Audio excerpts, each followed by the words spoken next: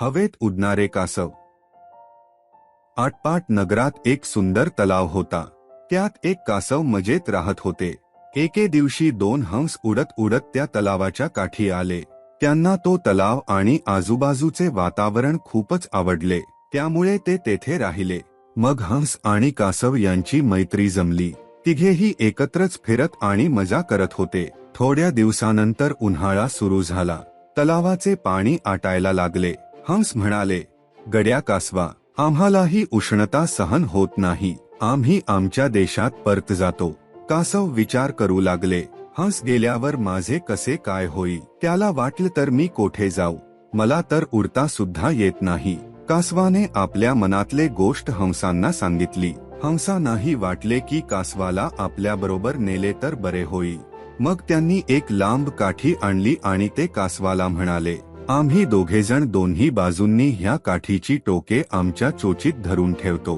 तुझ्या तोंडाने काठी मधोमध घट्ट पकडून ठेव. प्रवासात तू एक शब्दही बोलायचा नाही. तोंड एकदम बंद ठेव.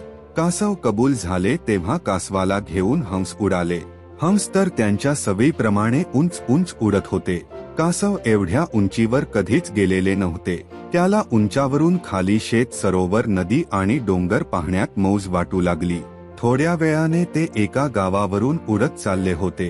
त्या गावातील लोकांना ते उडणारे हंस आणि कासव पाहून मजा वाटली. गर्दी करून लोक ओरडू लागले, अरे बघा बघा कसं उडते आहे. हे ऐकून कासव एकदम खुश झाले. त्याला वाटले खाली जमलेल्या लोकांना सांगावे, लोको जमिनीवर काय चिटकून राहिला.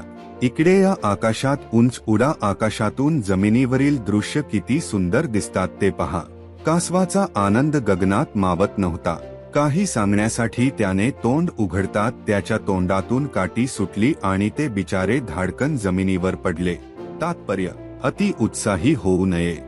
तर कशी वाटली तुम्हाला ही छानशी गोष्ट? कमेंट करून नक्की सांगा.